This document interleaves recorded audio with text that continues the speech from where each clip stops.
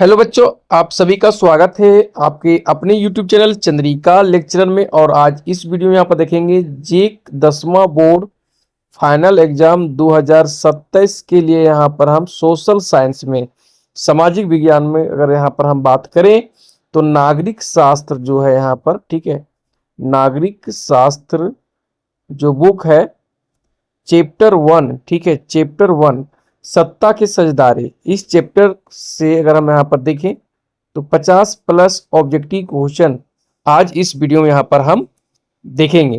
ये सभी question important है, एग्जाम में जरूर मिलेगा, इससे बाहर नहीं रहेगा, ये मेरा यहाँ पर गारंटी है। आप अच्छे से याद कर लीजिए। वीडियो पसंद आए तो लाइक शेयर और कमेंट जरूर कीजिए। हम यहाँ पर सामाजिक विज्ञान का अगर हम देखें तो यहाँ पर चैप्टर वाइज यहाँ पर कंप्लीट हम कर रहे हैं, ठीक है। सोशल साइंस का यहाँ पर हम देखें तो चैप्टर वाइज सभी यहाँ पर हम कंप्लीट कर रहे हैं। चैप्टर वाइज ऑब्जेक्टिव क्वेश्चन यहाँ पर हम देख रहे हैं। सभी ऑब्जेक्टिव क्वेश्चन जो हम यहाँ पर दे रहे हैं, सभी ऑब्जेक्टिव क्वेश्चन इंपॉर्टेंट है, एग्जाम में जरूर मिलेगा, ठीक है।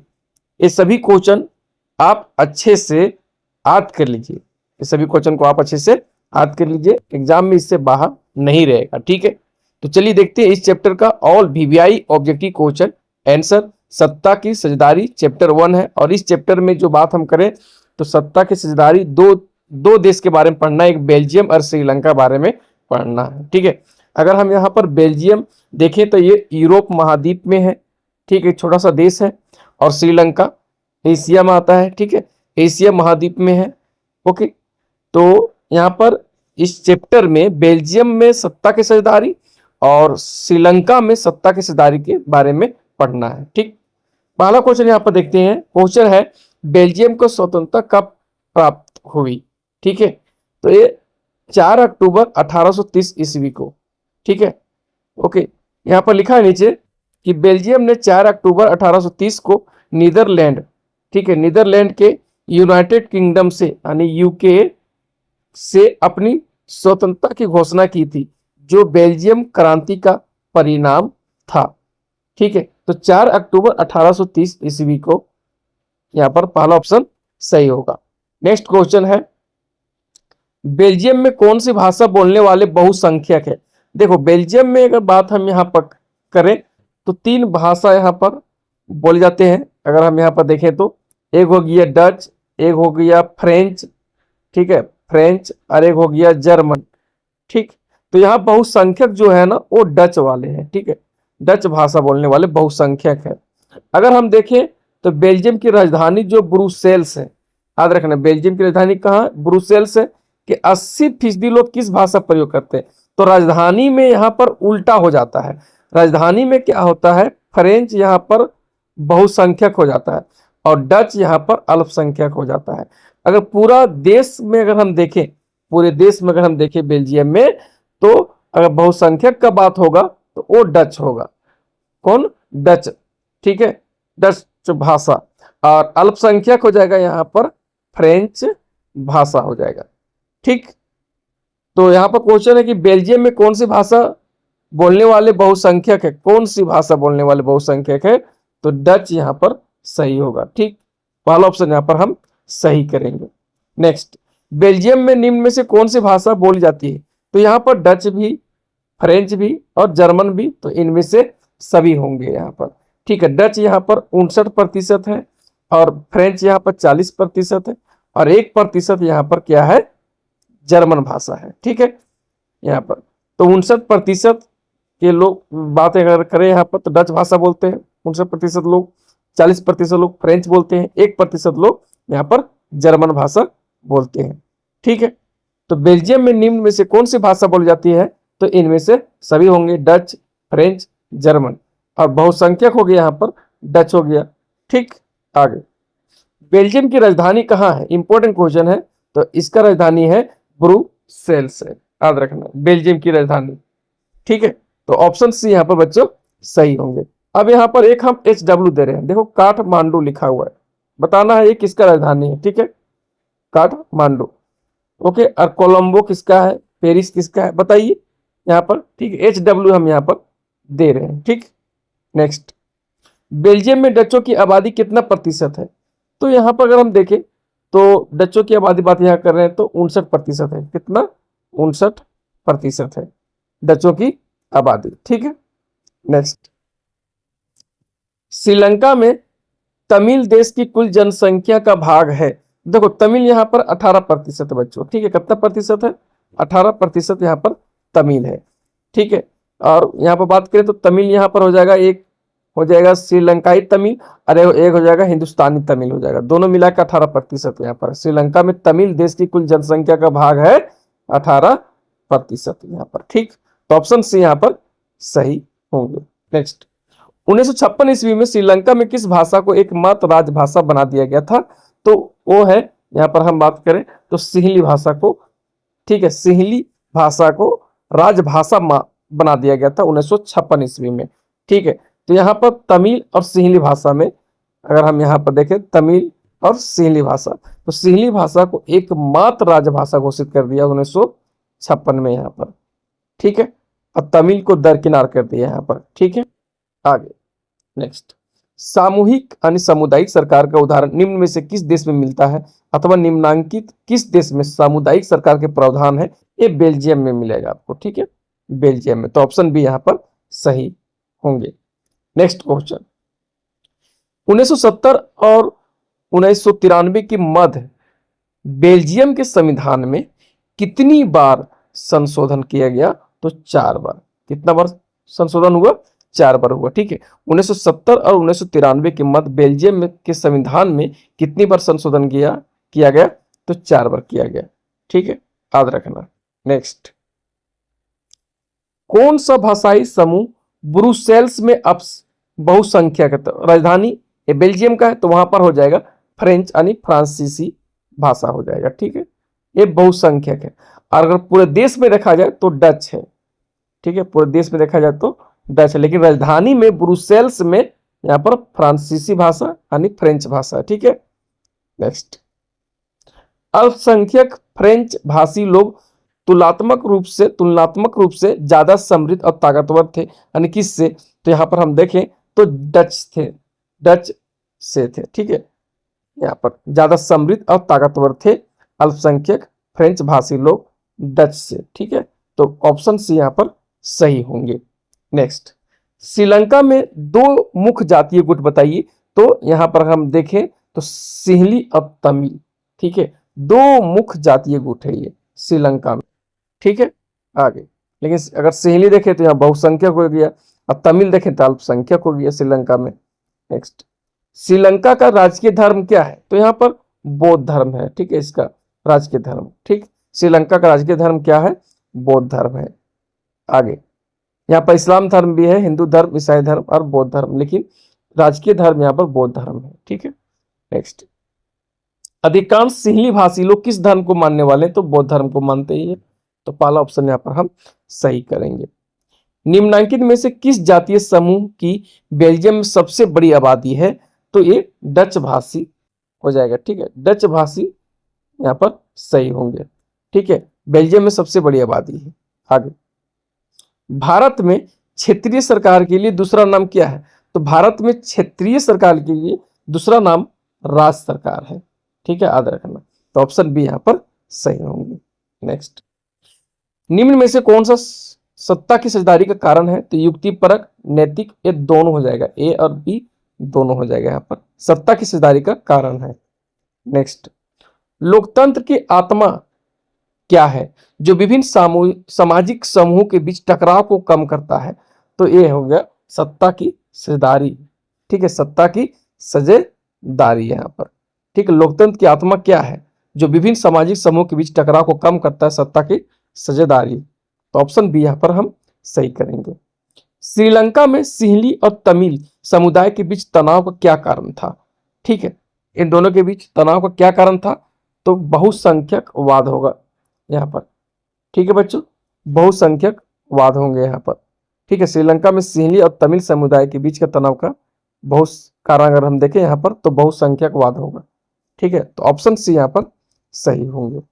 नेक्स्ट, 2 या अधिक दलों के बीच सत्ता की साझेदारी से किस प्रकार की सरकार बनती है? तो ये गठबंधन सरकार होगा।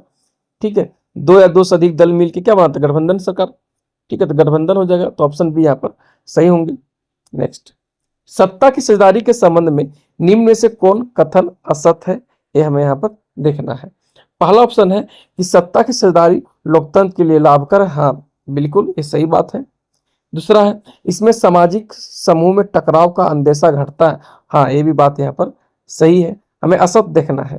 तीसरा है कि यह स्थिरता एवं आपसी फूट को बढ़ाती है, नहीं गलत, यहाँ पर ये असत्य होगा, ठीक है, असत्य हो गया ये। और लास्ट है सत्ता में लोगों की भागीदारी बढ़ाती है, ये बात भी सही है, तो ऑप्शन सी यहाँ पर सही होगी। नेक्स्ट, निम्न में से कौन बेल्जियम का एक भाषाई समूह नहीं है, तो बेल्जियम में फ्रेंच है, डच है, जर्मन भाषाई समूह है, लेकिन नीस ए नहीं है यहाँ पर, ठीक है, तो ऑप्शन बी यहाँ पर हम सही करेंगे। आगे, स्वतंत्र राष्ट्र बनने के बाद श्रीलंका में किसे राजभाषा घोषित किया गया, तो ये था सिंहली भाषा को 1956 में राजभाषा घोषित किया गया था, ठीक है। आगे, संघीय शासन व्यवस्था के संबंध में निम्न में से कौन असत्य है, ये देखना है यहाँ पर कौन सा कथन असत्य है संघीय शासन व्यवस्था के संबंध में। पहला है देश की एकता की सुरक्षा करना और उसे बढ़ावा देना, ये बात यहाँ पर सही है, ठीक है, संघीय शासन व्यवस्था के संबंध में। दूसरा है क्षेत्रीय विविधताओं का सम्मान करना, ये भी बात यहाँ पर सही है। तीसरा है विभिन्न स्तर की सरकारों के बीच सत्ता का बंटवारा, हाँ ये भी बात यहाँ पर सही है। और लास्ट है अदालतों को संविधान और विभिन्न स्तर की सरकारों के अधिकारों की व्याख्या का अधिकार ना होना, एक गलत है, यहाँ पर असत्य है, ठीक है, एक क्या हो जाएगा असत्य है यहाँ पर, और हमें असत्य ही देखना था संघीय शासन व्यवस्था के संबंध में, तो लास्ट डी ऑप्शन यहाँ पर सही होंगे कि अदालतों को संविधान और विभिन्न स्तर की सरकारों के अधिकारों के व्याख्या का अधिकार ना होना। देखो यह ना एक गलत है, यहाँ पर अधिकार होता है, ठीक है, यहाँ पर तो अधिकार होता है, यहाँ पर ना नहीं होना चाहिए, जिसके कारण ये असत्य हो गया यहाँ पर। नेक्स्ट क्वेश्चन, बेल्जियम में फ्रेंच भाषा बोलने वालों का प्रतिशत कितना है, तो फ्रेंच भाषा बोलने वालों का प्रतिशत हम देखें ये 40% है फ्रेंच भाषा, और डच भाषा 59%, और जर्मन भाषा 1% है, ठीक है, तो यहाँ पर डच है ना, हाँ ये फ्रेंच भाषा बोलने वालों का प्रतिशत कितना है 40% है बेल्जियम में, ठीक। नेक्स्ट, श्रीलंका में तमिल को कब राजभाषा घोषित किया गया, देखो पहले तो सिंहली को राजभाषा घोषित किया 1956 ईस्वी में, ठीक, इसके बाद तमिल को कब राजभाषा घोषित किया गया 1987 ईस्वी को। हम यहाँ पर कुछ नीचे लिखे हुए हैं कि श्रीलंका में तमिल भाषा को आधिकारिक अन्य राजभाषा दर्जा आधिकारिक तौर पर 1987 में 13वें संविधान संशोधन के तहत किया गया, जिसे 1988 के 16वें संशोधन द्वारा पूरे देश में प्रशासन की भाषा के रूप में मजबूती से लागू किया गया। इससे पहले 1956 में केवल सिंहली को एकमात्र राजभाषा घोषित किया गया था, जिसके बाद काफी विरोध हुआ। नेक्स्ट क्वेश्चन है कि सत्ता की साझेदारी के क्षैतिज वितरण के अंतर्गत कौन शामिल है। अब क्षैतिज वितरण में देखो यहाँ पर क्या होता है, क्षैतिज वितरण के अंतर्गत अगर बात हम यहाँ पर करें तो ये है विधायिका, कार्यपालिका और न्यायपालिका, तो ऑप्शन सी यहाँ पर हम सही करेंगे, ये क्षैतिज वितरण के अंतर्गत आती है, ठीक है। नेक्स्ट, यूरोपीय संघ का मुख्यालय कहाँ अवस्थित है, तो ये है ब्रुसेल्स में, बेल्जियम की ये राजधानी है, यहाँ पर यूरोपीय संघ का मुख्यालय है, ठीक। नेक्स्ट, बेल्जियम में डच भाषा बोलने वालों की आबादी कितनी प्रतिशत है, ये है 59% डच, ठीक है, और फ्रेंच 40%, जर्मन 1% यहाँ पर, ठीक, तो ऑप्शन है 40 है, 20 है, 39 है और 59 है, तो 59% यहाँ पर सही होंगे। नेक्स्ट, सत्ता की साझेदारी के ऊर्ध्वाधर वितरण से निम्न में से कौन संबंधित है, तो ऊर्ध्वाधर बात यहाँ पर हो रहा है, तो ये हो जाएगा केंद्र सरकार, राज्य सरकार और स्थानीय सरकार हो जाएगा। क्षैतिज में यहाँ पर रहता तो विधायिका, कार्यपालिका और न्यायपालिका होता है, ये क्षैतिज है, ठीक है, और केंद्र सरकार, राज्य सरकार, स्थानीय सरकार ये ऊर्ध्वाधर वितरण है, ठीक। आगे, नियंत्रण एवं संतुलन की व्यवस्था का संबंध सत्ता की साझेदारी के निम्न में से किस रूप से है, तो ये हो जाएगा सत्ता का क्षैतिज वितरण से है, ठीक है, सत्ता का क्षैतिज वितरण से है। नियंत्रण एवं संतुलन की व्यवस्था का संबंध सत्ता की साझेदारी के निम्न में से किस रूप से है, तो सत्ता का क्षैतिज वितरण से है। नेक्स्ट, तो यहाँ पर हम नीचे कुछ लिखे हैं मुख्य विवरण कि समान स्तर तीनों शाखाएं जैसे विधायक का, कार्यपालिका, न्यायपालिका समान स्तर पर रहकर काम करती है। उद्देश्य यह वितरण तानाशाही से बचाव करता है और सरकार के अंगों के बीच शक्तियों का संतुलन बनाए रखता है। उदाहरण, विधायिका कानून बनाती है, कार्यपालिका उसे लागू करती है और न्यायपालिका न्याय करती है। पहला जो ऑप्शन होगा सत्ता का क्षैतिज वितरण, यहाँ पर सही होंगे। नियंत्रण एवं संतुलन की व्यवस्था का संबंध सत्ता की साझेदारी के नियम में से किस रूप से है? तो सत्ता का क्षैतिज वितरण से है। ठीक है, और क्षैतिज वितरण में यहाँ पर विधायिका, कार्यपालिका और न्यायपालिका आते हैं। ठीक है, ओके, देखो ऊपर हम देखे थे क्षैतिज वितरण, ये तो ऊर्ध्वाधर है, इसमें केंद्र सरकार, राज्य सरकार और स्थानीय सरकार आते हैं, और क्षैतिज वितरण में विधायिका, कार्यपालिका और न्यायपालिका आते हैं। ठीक, आगे क्वेश्चन यहां पर है, नेक्स्ट क्वेश्चन, यहां पर आगे भी कुछ लिखा हुआ था। ठीक है, यहाँ पर लिखा कि प्रभाव या शासन के अंगों के बीच आपसी नियंत्रण को सुनिश्चित करता है। क्षैतिज वितरण का महत्व, तानाशाही को रोकना, यानी कोई भी एक संस्था सर्वोच्च नहीं हो पाती है। शक्ति संतुलन, सभी अंग एक दूसरे की शक्तियों पर अंकुश रखते हैं। नेक्स्ट क्वेश्चन है कि बेल्जियम में सत्ता की साझेदारी के संबंध में कौन सा कथन असत्य है, यह हमें देखना है। तो पहला ऑप्शन है कि केंद्रीय सरकार में डच और फ्रांस भाषी मंत्रियों की संख्या समान, हाँ ये बात सही है। दूसरा है राज्य सरकारें केंद्रीय सरकार के अधीन नहीं है, ये भी बात यहाँ पर सही है बेल्जियम में सत्ता की साझेदारी के संबंध में। तीसरा है ऑप्शन सी ऑप्शन कि बेल्जियम में अलग सरकार है और इसमें डच एवं फ्रेंच भाषी समुदाय का असमान प्रतिनिधित्व है, ये यहाँ पर असत्य है। लास्ट ऑप्शन है कि केंद्रीय और राज्य सरकार के अलावा यहाँ एक तीसरे स्तर की सरकार यानी सामुदायिक सरकार का काम करती है, हाँ ये भी बात सही है, सामुदायिक सरकार यानी बेल्जियम में है। ठीक है, तो ऑप्शन सी यहाँ पर सही होंगे, ये कथन जो है ना बच्चों असत्य है यहाँ पर। ठीक है, नेक्स्ट, संघात्मक शासन प्रणाली वाला देश इनमें से कौन नहीं? ठीक है, संघात्मक शासन प्रणाली में क्या होता है कि यहाँ पर सरकार अगर देखें तो दो या दो से अधिक स्तर के होते हैं। एकात्मक सरकार में यहाँ पर बात करें तो यहाँ पर जो सरकारें होती है, शक्तियां होती है, वो केंद्र सरकार के पास ही खाली होती है। ठीक है, लेकिन संघात्मक शासन प्रणाली में क्या होता है कि सरकार जो तो यहाँ पर दो या दो से अधिक स्तर के होते हैं, जैसे केंद्र सरकार, राज्य सरकार और स्थानीय सरकार होते हैं। ठीक है, तो संघात्मक शासन प्रणाली वाला देश इनमें से कौन नहीं है? देखो, संयुक्त राज्य अमेरिका है, यूएसए है। ठीक है, यहाँ पर और बेल्जियम भी है संघात्मक शासन प्रणाली, ऑस्ट्रेलिया भी है, लेकिन श्रीलंका में संघात्मक शासन प्रणाली नहीं है। तो ऑप्शन हम सी सही करेंगे। नेक्स्ट, इनमें से किस देश में एकात्मक शासन व्यवस्था है? एकात्मक शासन व्यवस्था यानी केंद्र सरकार के पास सारा शक्तियां रहता है। तो भारत में तो यहाँ पर संघात्मक है, संघात्मक शासन व्यवस्था है। स्विट्जरलैंड में संघात्मक है, संयुक्त राज्य अमेरिका यूएसए में संघात्मक है। लेकिन हम अगर यहाँ पर देखें तो श्रीलंका में एकात्मक शासन व्यवस्था है। ठीक है बच्चों, श्रीलंका में अगर हम देखें तो एकात्मक शासन व्यवस्था है। बेल्जियम में 1950 और 1960 के दशक में किन भाषा के बोलने वाले समूह के बीच तनाव बढ़ने लगा? तो ये तो फ्रेंच और डच के बीच था। ठीक है, तो पहला ऑप्शन यहाँ पर हम सही करेंगे। ठीक, नेक्स्ट, लोकतंत्र के एक बुनियादी सिद्धांत के रूप में राजनीतिक शक्ति का स्रोत किसे माना जाता है? तो जनता को माना जाता है। ठीक है, लोकतंत्र के एक बुनियादी सिद्धांत के रूप में राजनीतिक शक्ति का स्रोत किसे माना जाता है? जनता को। नेक्स्ट, सत्ता में भागीदारी की आवश्यकता कहां पड़ती है?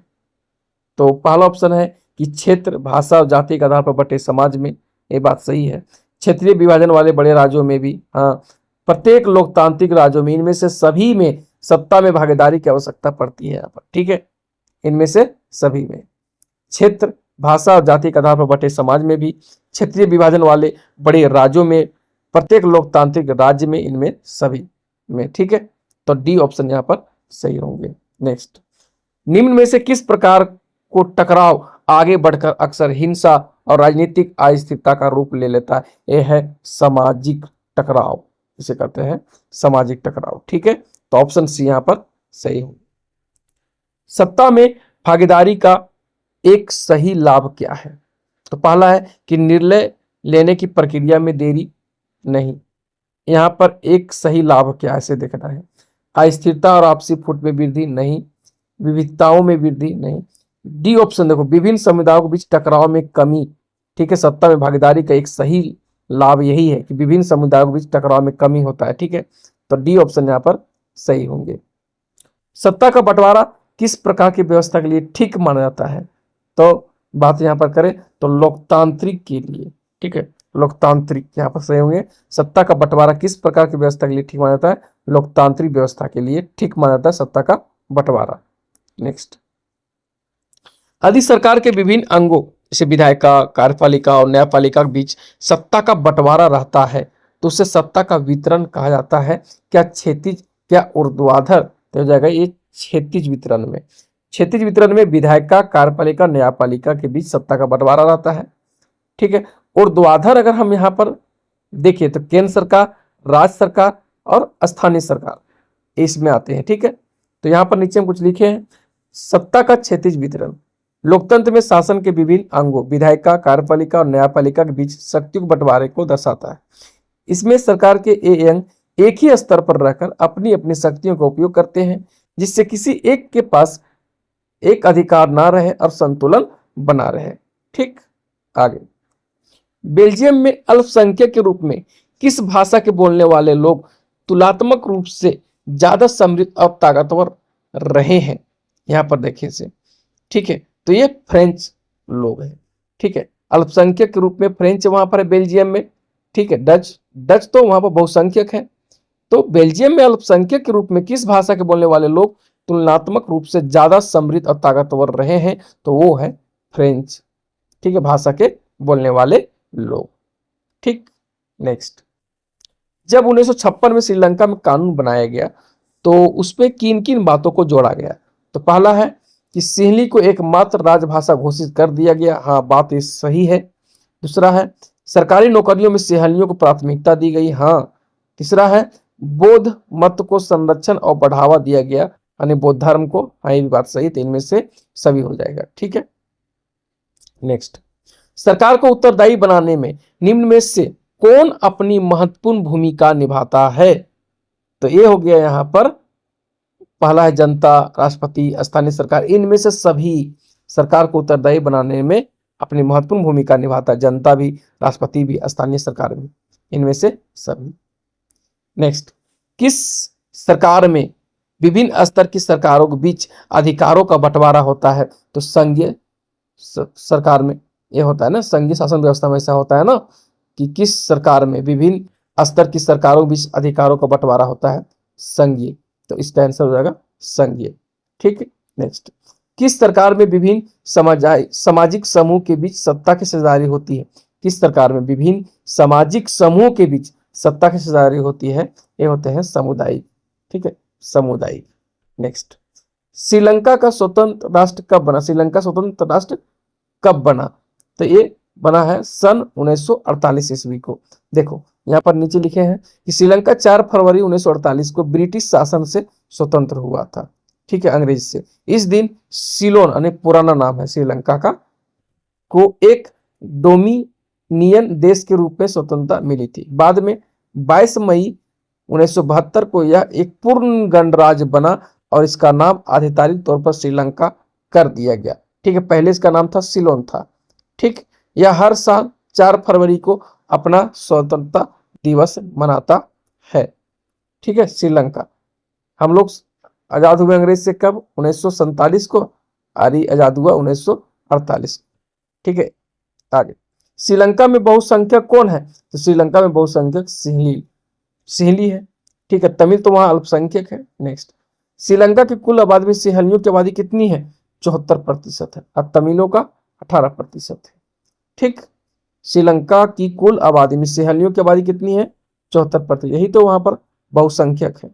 नेक्स्ट, बेल्जियम में सत्ता की साझेदारी का एक अच्छा उदाहरण क्या है? तो सामुदायिक सरकार यहाँ पर है। ठीक है, देखो यहाँ पर नीचे हम लिखे हैं कि सामुदायिक सरकार एक ऐसी शासन प्रणाली है जिसमें किसी एक भाषा, संस्कृति या धर्म के लोगों द्वारा अपने समुदाय से संबंधित मामलों से शिक्षा, भाषा, संस्कृति के प्रबंधन के लिए चुनी जाती है। यह सरकार स्थानीय स्तर पर काम करती है, जिसका उद्देश्य विभिन्न समूह के बीच टकराव को रोकना और सांस्कृतिक पहचान की रक्षा करना। समुदाय सरकार की प्रमुख विशेषताएं देख लो। ठीक है, बेल्जियम में तो है ये, यहाँ पर है आधार, या क्षेत्रीय नहीं बल्कि भाषाई, सांस्कृतिक या धार्मिक पहचान पर आधारित होती है। शक्तियां, इसके पास विशेष रूप से शिक्षा, संस्कृति और भाषाई मुद्दों से संबंधित निर्णय लेने की शक्ति होती है। उदाहरण, बेल्जियम इसका बेहतरीन उदाहरण है। ठीक है, यहाँ पर समुदाय सरकार है। यहाँ डच, फ्रेंच और जर्मन भाषी लोग अपनी अपनी सामुदायिक सरकार चुनते हैं। उद्देश्य, किसी भी समुदाय को कमजोर किए बिना आपसी सहयोग से सामुदायिक हितों की रक्षा करना और एकता बनाए रखना इसका उद्देश्य है। ठीक है, तो बेल्जियम में सत्ता की साझेदारी का एक अच्छा उदाहरण क्या है? सामुदायिक सरकार है। नेक्स्ट, सिहली को श्रीलंका का राजभाषा कब घोषित किया गया? 1956 को। ठीक है, और तमिल को 1987 से। नेक्स्ट, शासन के विभिन्न अंगों के बीच सत्ता के बंटवारे को क्या कहते हैं? इसी को तो क्षैतिज वितरण कहते हैं। शासन के विभिन्न अंगों के बीच सत्ता के बंटवारे को क्या कहते हैं? क्षैतिज वितरण कहते हैं। ठीक, नेक्स्ट, किसने अपने यहाँ के विभिन्न जाति समूह की आकांक्षाओं के बीच सफलतापूर्वक सामंजस्य स्थापित किया? तो वो है बेल्जियम देश है यहाँ। ठीक है, नेक्स्ट, सत्ता की साझेदारी विभिन्न समुदायों के बीच क्या करती है, क्या कम करती है? सत्ता की साझेदारी विभिन्न समुदायों के बीच क्या कम करती है? तो टकराव को कम करती है। देखो यहाँ पर, जब समाज के विभिन्न समूह और समुदायों को शासन में उचित हिस्सेदारी दी जाती है तो उनके बीच आपसी भेदभाव और हिंसा की संभावना कम हो जाती है। यह राजनीतिक स्थिरता बनाए रखने में मदद करता है। नेक्स्ट, बेल्जियम में किस शासन व्यवस्था को लाकर उत्पन्न तनाव को खत्म किया गया? तो यह है संघीय शासन व्यवस्था है बेल्जियम में। नीचे यहाँ पर लिखे हैं कि बेल्जियम में डच और फ्रेंच भाषी समुदाय के बीच गहरे मतभेद थे। इसे सुलझाने के लिए वहां एक संघीय शासन प्रणाली अपनाई गई, जिसमें केंद्र की शक्तियों को क्षेत्रीय सरकारों के साथ साझा किया गया और समुदायों को समान प्रतिनिधित्व दिया गया यहाँ पर। ठीक है, तो टोटल यहाँ पर 55 ऑब्जेक्टिव क्वेश्चन इस चैप्टर से हम अभी यहाँ पर देखें। ये सभी क्वेश्चन इंपॉर्टेंट है, आप अच्छे से याद कर लीजिए, इससे बाहर एग्जाम में नहीं रहेगा। ठीक है, ओके, बाय।